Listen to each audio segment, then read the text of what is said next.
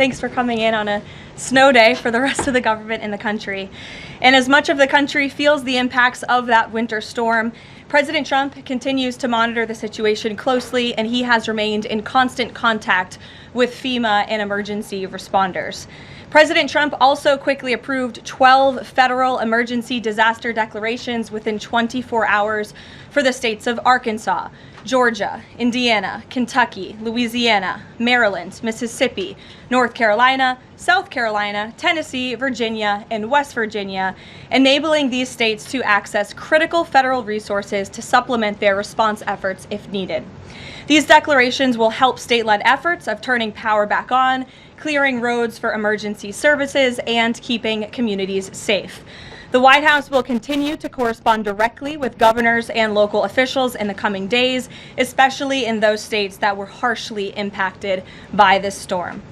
I would also like to address the chaotic scenes in Minnesota over the weekend. Nobody in the White House, including President Trump, wants to see people getting hurt or killed in America's streets.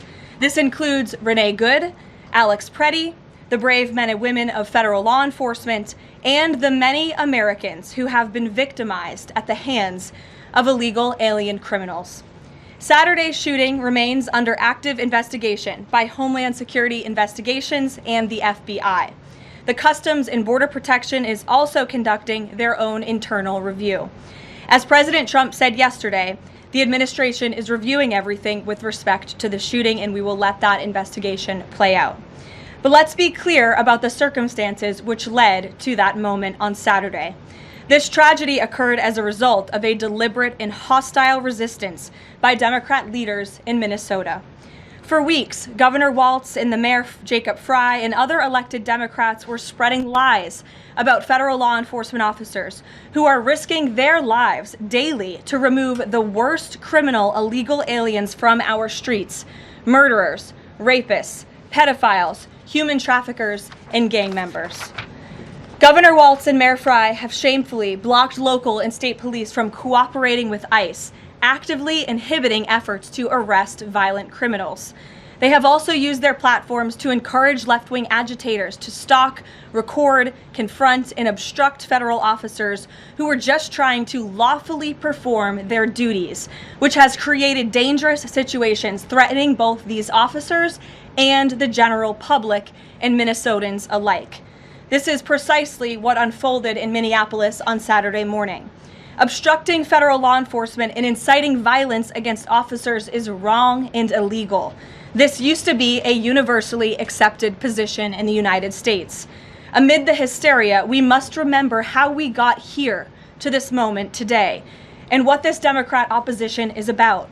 Former President Joe Biden and the Democrats opened America's borders for 4 years, inviting tens of millions of illegal aliens from all over the world to flood into our country. Among them, violent criminals who terrorized American communities and have inflicted devastating, permanent pain and harm on law-abiding Americans and their families.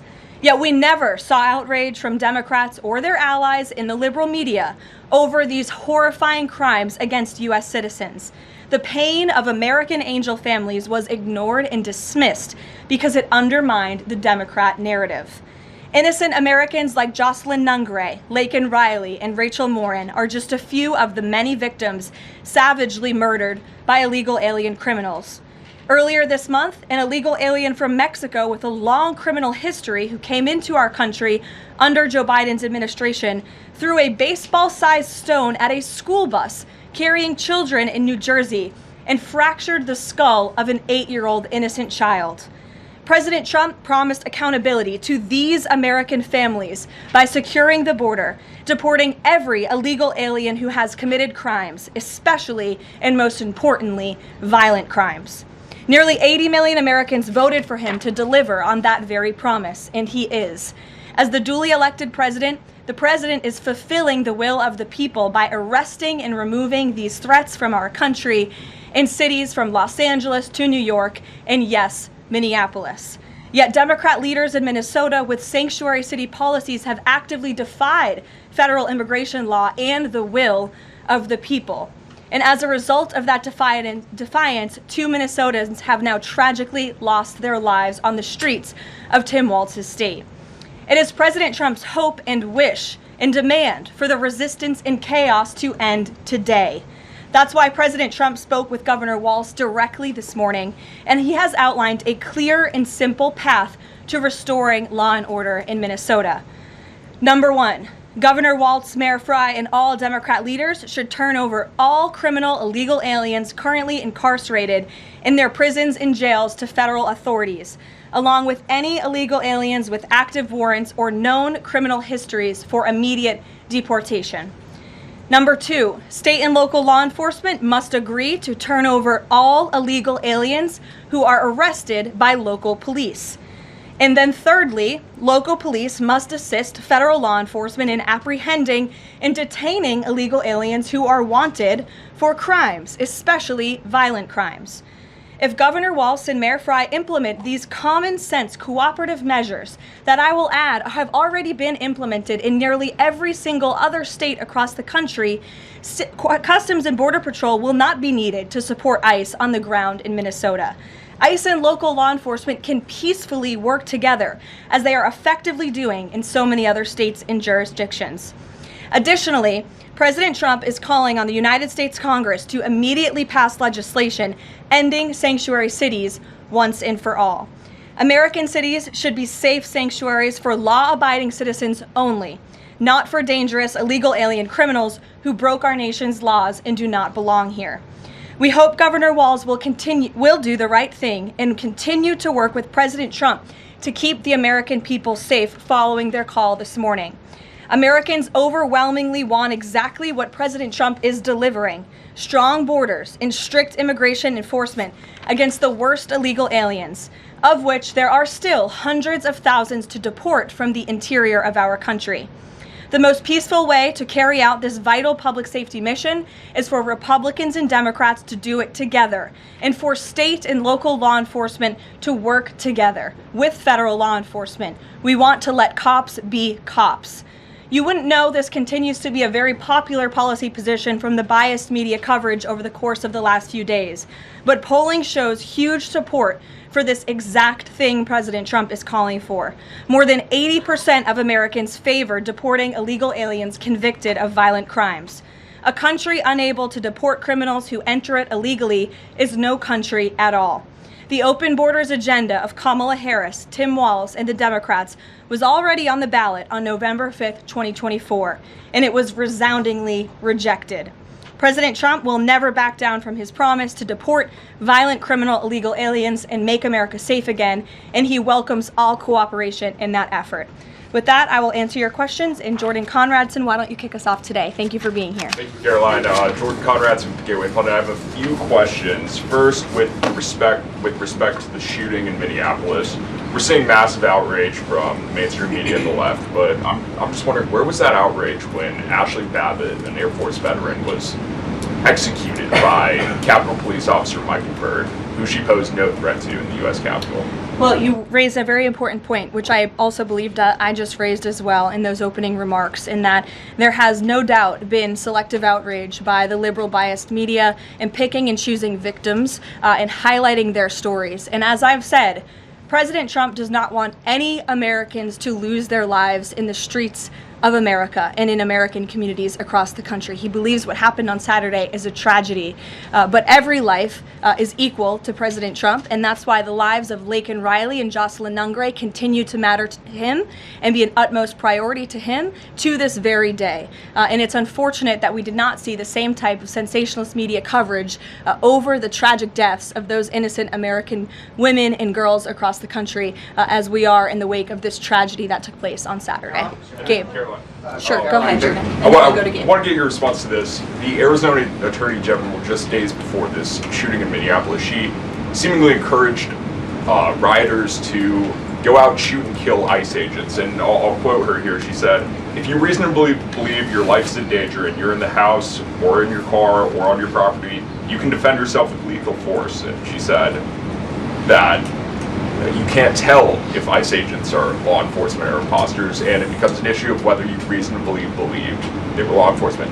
Do you have a response to that, and does the White House believe that she should be held accountable for these remarks? Such dangerous rhetoric, as I pointed out, is exactly what has brought us to this position today, where you have elected Democrat officials across the country who are encouraging left-wing agitators and crazy people to go out and unlawfully obstruct lawful immigration enforcement. Again, these brave men and women of ICE and Border Patrol and the federal enforcement are just trying to do their jobs to enforce our nation's immigration laws and to go after the worst of the worst in this country. I would encourage everyone in this room, and I would encourage the Arizona Attorney General to look at the video of an ICE agent in Minneapolis. He was approached by left-wing agitators who were honking their horns and were screaming slurs at him, and he rolled down his window and he said, "What are you doing? I am out here trying to catch a child predator, somebody who has convicted crimes against an innocent child, and you are trying to obstruct me from doing my job." This rhetoric against ICE, comparing them to Nazi Gestapo, Donald Trump's police force, is despicable, it is shameful, and it is precisely what has led to the escalation of tensions in Minneapolis and in other places across the country. Gabe, go ahead. Be looking into her for justifying violence? I would defer you to the Department of Justice on that. Thank you, Karoline. Gabe. Regarding Minnesota, on Saturday, the Department of Homeland Security posted that Pretti looks like he wanted to do maximum damage to massacre law enforcement. Stephen Miller on Saturday posted that, or called Pretti a would-be assassin. Why did administration officials jump to conclusions before an investigation had even been conducted? Well, look, this has obviously been a very fluid and fast-moving situation throughout the weekend. As for President Trump, whom I speak for, he has said that he wants to let the investigation continue and let the facts lead in this case. With regards to the deployment of Tom Homan to Minneapolis, should the deployment of Mr. Homan to Minneapolis be seen as a sign that the president is dissatisfied with how the officials on the ground had handled the incident? No, Mr. Homan is doing an exceptional job, and he has been working with Secretary Noem and President Trump over the course of the last year. Secretary Noem still has the utmost confidence and trust of the President of the United States, and she's continuing to oversee the entire Department of Homeland Security and all of the immigration enforcement that's taking place across the whole entire country. Of course, Secretary Noem is also in charge of FEMA, and we are in the wake of a brutal winter storm where hundreds of thousands of Americans have been impacted by that. So Borders Are Homan is in a unique position to drop everything and go to Minnesota to continue having these productive conversations with state and local officials. And I know that he's catching a plane in just a few hours to do just that at the request of the president. Jennifer. On Saturday's shooting, has the president been briefed, and have you been briefed on specific details of the shooting? How many shots were fired? How many guns discharged? And I mean, did the protesters' gun go off, or only the officers' guns? Do you have any of those details?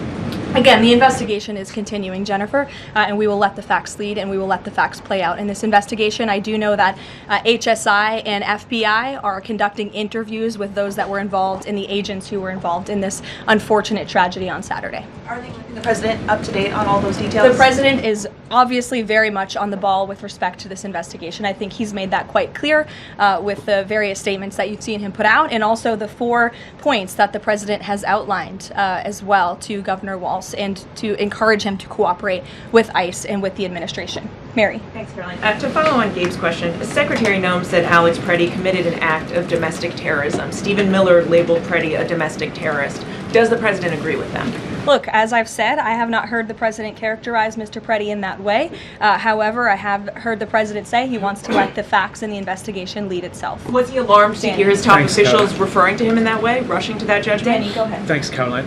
On Stephen Miller's comments, will Stephen Miller be apologising to the family of Alex Pretti for calling him, quotes, an assassin who tried to murder federal agents, despite the fact that, as you say, this is still under investigation? Look, again, this incident remains under investigation, and nobody here at the White House, including the President of the United States, wants to see Americans hurt or killed and losing their lives in American streets. And we mourn for the parents. As a mother myself, of course, I cannot imagine the loss of life, especially losing one's child.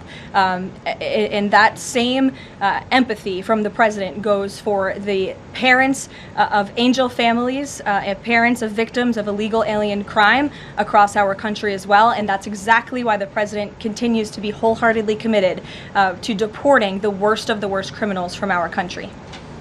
Why don't we go to the back? Kelly. Caroline, does the president believe that the killing, though, was a mistake? Has he expressed that at all? Again, the president has said, we have to review it, and this investigation needs to continue, and he's letting the facts on the investigation lead itself. Does he want the body camera footage to be released to the public? Now, that's not something I've heard the president commit to, so I won't do that from the podium. Sure. Carrie, how serious is the administration taking allegations that local and state officials in Minnesota are actively coordinating with demonstrators through encrypted or non-encrypted communications, as well as providing government resources to impede immigration enforcement operations? I'm sorry, Carrie, could you repeat your question? How serious is the administration taking allegations that local and state Minnesota officials are communicating with demonstrators to basically impede immigration officials? Well, we've definitely seen active organization amongst these left-wing groups, Carrie, and it is something that I know the FBI and the Department of Justice are looking into. Again, it is illegal to unlawfully obstruct lawful immigration enforcement in this country, and these agitators are making it nearly impossible for ICE to do their jobs and for federal law enforcement to carry out the will of the American people to deport the worst of the worst. I would just encourage everyone to please imagine in this room, all of you come to the White House every day to report on the President of the United States and the administration. You come into this briefing room, you walk through the gates of the White House. Just imagine if there were left-wing agitators or agitators of any kind who were in your face, who were doxing you, who were harassing you, who were physically threatening you, who were biting off your fingers in the case of two Border Patrol agents we saw this past weekend in Minneapolis. That would make it very difficult for you to show up and do your job here at the White House every single day. That's what these officers in Minneapolis are facing. That's why the president is calling on Governor Walz and Mayor Frey for these three very simple and common sense points of cooperation so that ICE and local law enforcement can work together. Again, we are just asking for police to be police. And if you ask any law enforcement agent or official, they want to be able to work with their federal counterparts at the state and local level and vice versa. Caroline. Thanks a lot, Caroline. Two questions. One is looking forward. The role of Mr. Homan. Is he being sent by the president to diffuse the situation that exists right now on the ground? Is he the point person essentially for the White House in terms of trying to tamp down the tensions that exist right now in Minnesota? Well, Mr. Homan is the point person for cooperating with state and local authorities and corresponding with them, again, to achieve this level of cooperation to subdue the chaos on the streets of Minneapolis. And I would just point out that Mr. Homan is someone who has been lauded for many, many decades for his experience working in law enforcement. In fact, this is a Washington Post headline from 9 years ago, 2016. Meet the man the White House has honored for deporting illegal immigrants. And I would remind everyone in this room that it was former President Barack Hussein Obama who awarded a medal to Mr. Homan. So he's obviously very qualified. He has the full trust and faith of the president. He will continue to have these meetings in the hopes that ICE and local law enforcement can cooperate and work together to have successful immigration enforcement, as we've seen in almost every other state across the country. And secondly, Caroline, can you talk a little bit about tomorrow's trip by the president to Iowa, what the purpose of that trip is, what the goals of that trip are? Sure, yes. Tomorrow, President Trump will be traveling to Des Moines, Iowa. He will be making a local visit at a local business, and then he will be giving a speech on affordability and on the economy. And I know he very much looks forward to being there, to meeting with the great people of Iowa, but also lawmakers as well. Jake. Caroline, a couple quick questions. First, does the president remain fully confident in Kristi Noem's ability to lead the DHS? Yes. And then just secondly, just on that Wall Street Journal reporting that we saw yesterday, the president said at some point that the immigration enforcement officers would leave Minneapolis. Did the Saturday killing of Alex Pretti expedite that withdrawal at all? To your first question, the answer is yes. He still has confidence and trust in Secretary Noem. To the second question, I would point you back to what I said earlier. If Governor Walz and Mayor Frey implement these common sense cooperative measures, CBP will no longer be needed to support ICE on the ground in Minnesota. ICE and local law enforcement will peacefully work together, as they are effectively doing in so many other states and jurisdictions, to remove violent criminals from American neighborhoods across the country. Did Walz ask the president to remove the immigration enforcement officers? He asked the president to scale down, and the president reiterated what the president put out in his statement yesterday and what I'm sharing with all of you as well. I would just add on this level of cooperation a few statistics that I think are very important. 7 of the top 10 safest cities in the United States cooperate with ICE. And we've seen historic turnaround in safety in cities that have chosen to cooperate with ICE, that are not just led by Republicans, but also look right here in Washington, D.C. We had a great level of cooperation with Mayor Bowser and the local government, and we have been able to remove thousands of illegal aliens from the District of Columbia, where you all live, so you can thank President Trump for that. The murder rate in Washington, D.C. has plummeted as a result. There were no riots, there were no protests, nobody was tragically killed as a result of that level of cooperation between federal and local authorities. And again, that's all the president is asking for in Minnesota. It's totally common sense. Jared, go ahead. Thank you. Karoline, in this process, you continue to describe the situation in Minneapolis as chaos. Was there any mistake made by Secretary Noem that led the president to send Mr. Homeland there? I'm sorry, I don't understand your question. Did Secretary Noem make a mistake which led to... If she made any mistake that could lead the president to send Mr. Homeland to Minneapolis? No, as I already mentioned, Mr. Homeland has been working alongside Secretary Noem and for the president over the course of the last year. And again, he's uniquely positioned to hop on a flight to Minnesota today to continue this correspondence with state and local authorities, and that's what he's going to be doing. Karoline. Fran. Karoline, is it the White House's position that Americans have the right to show up to these ICE operations and film, document, or protest the law enforcement actions? All Americans have a First Amendment constitutional right, of course, but Americans do not have a constitutional right to impede and obstruct lawful immigration enforcement operations. That is actually a crime, and it's something that we've seen taking place in the streets of Minneapolis, which again is leading to these dangerous circumstances that these federal law enforcement officers have been forced to work within. Back to the call with Governor Walz this morning, the president described it as respectful. He said, we seem to be on a similar wavelength, but you had strong criticism for the governor and the Minneapolis Mayor Jacob Frey just now. So could you explain the difference in tone between what the president had said in his True Social post and I think some of the criticisms that you just levied from the podium? Fran, I think the criticisms that I laid out, I'm painting the picture for all of you in this room, are what led to the moment that we are in today, where Governor Walz and President Trump are having a conversation, a constructive and productive conversation to end the chaos and the lawlessness that has taken place in Governor Walz's state. Elena. Thank you. I had a question. With Homeland now going to Minnesota, is Gregory Bovino also going to remain in Minnesota overseeing these ICE operations? Mr. Bovino is a wonderful man, and he's a great professional. He is going to very much continue to lead Customs and Border Patrol throughout and across the country. Mr. Homeland will be the main point of contact on the ground in Minneapolis. And to follow up, given what we've heard from several Trump administration officials, people like Stephen Miller, as people point out, calling him a domestic terrorist, Bovino saying that Pretti was out to massacre law enforcement.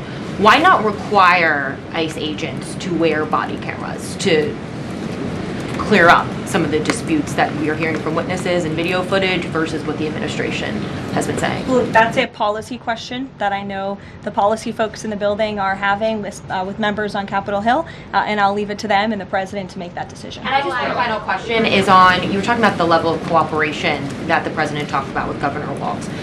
Will the administration commit to cooperating with local officials on this investigation into Alex Pretti? The president spoke about this with Governor Walz and said he would have a discussion about it. He did not make a commitment, and so therefore I won't make that commitment here. I would just remind all of you in the media, because I've seen a lack of reporting on this fact, there are investigations into what took place on Saturday. The Homeland Security Investigations and the FBI have teamed up for an investigation, and there's also an internal CBP investigation, an internal review of what is happening on the ground in Minnesota. The president supports those investigations, and as I've said repeatedly, he wants to see them move forward.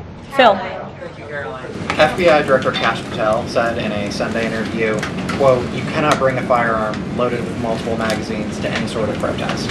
Does the president believe the Second Amendment rights remain in effect even when protesting? The president supports the Second Amendment rights of law-abiding American citizens. Absolutely. There has been no greater supporter or defender of the right to bear arms than President Donald J. Trump.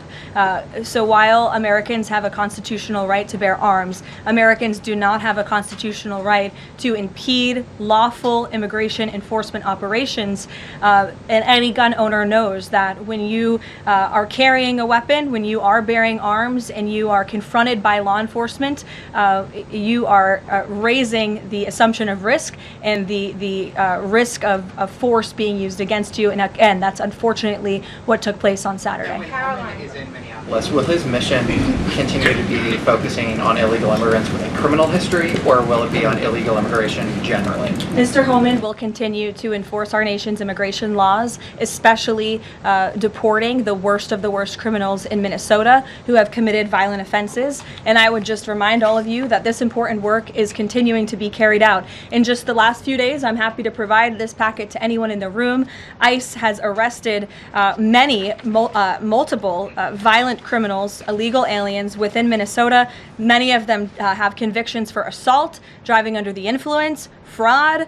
This individual here I'm looking at was an aggravated felon with multiple convictions for larceny, fraud, and forgery of checks, vehicle theft, drug possession, domestic assault, inflicting bodily harm on another, criminal convictions of larceny, identity theft, again, charged with driving under the influence. These are extremely dangerous people who Governor Walz and Mayor Frey have allowed to roam on their streets, and all the president is asking for is cooperation to arrest individuals like this and deport them from the United States of America. I'll take a couple more. Go ahead. Okay, so this weekend the president posted that this is a cover-up of the fraud in the state of Minnesota. He also posted Minnesota is a cover-up. These both happened after the shooting. So given that these came after the shooting, what is the this here? What is the cover-up he's alleging? Yes, it's a good question. I've spoken with the president about this at length. What the president is referring to is the fact that you have Governor Walz and again the mayor who have been encouraging these left-wing agitators to come out and to harass and to dox and to threaten ICE and to make this conversation about and smear lies about federal law enforcement who again are just trying to do their jobs in an attempt to distract from the widespread massive fraud that has taken place in their state. Billions and billions of dollars has been stolen from law-abiding taxpayers in Minnesota, and the administration continues to be very focused on getting to the bottom of it, and especially, and the president raised a good question over the weekend with respect to Congresswoman Ilhan Omar, who now has a net worth within the millions, and one must ask themselves why and how is that possible? Is she connected to the fraud rings that we have seen taking place within her state and her own district? It's a question the American people are raising, and the president believes it's one worth answering. Haley. Thanks, Karoline. I want to go back to some of the comments from Stephen Miller and Secretary Noem. You've made clear the president wants to see the investigation play out when answering some of the questions on the specific details. Is he concerned that some of those definitive statements made by other officials risks public perception of the credibility of those investigations now playing out? Again, the president believes that these investigations are credible, they are continuing, they are active, and he wants to let them play out. Alex. Karoline, thank you. Is the administration willing to separate DHS funding from other funding bills in order to avoid a broader shutdown? Look, at this point, the White House supports the bipartisan work that was done to advance the bipartisan appropriations package, and we want to see that passed. Policy discussions on immigration in Minnesota are happening. Look, the president is leading those discussions as evidenced by his correspondence with Governor Walz this morning, but that should not be at the expense of government funding for the American people, which would include, as you know, Alex, FEMA funding, and we are in the midst of the storm that took place over the weekend, and many Americans are still being impacted by that. So So we absolutely do not want to see that funding lapse, and we want the Senate to move forward with passing the bipartisan appropriations package that was negotiated on a bipartisan basis. And secondly, there's another round of Russia-Ukraine talks this weekend, Sunday. I wonder if you can walk us through with the president, how he will be involved in that, if at all. We'll be talking to President Putin, President Zelensky ahead of those meetings. I'm not tracking any scheduled calls at this point in time. However, the president remains deeply involved, and of course he's being apprised by his advisors, namely Jared Kushner and Special Envoy Witkoff, on these talks. They had a multilateral meeting this past weekend, which didn't get a ton of coverage, but that was historic in nature, where the president's team has really brought two sides of this war to the table together to move the ball closer towards peace. So the president is not giving up on the peace process. He obviously just met with President Zelensky when we were in Davos, Switzerland, but I'm not tracking any calls scheduled for this week.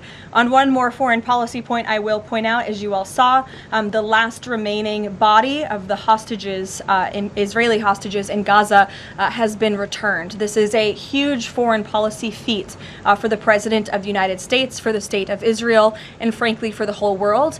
The President made the impossible possible, and so it's great news for the President, for the United States, for our allies, and also for peace in the Middle East. And I understand that more than 20 new additional countries have also signed up to join the newly established Board of Peace with respect to the rebuilding of Gaza, which is another historic accomplishment for this president. So thank you all very much, and we'll see you in Iowa tomorrow.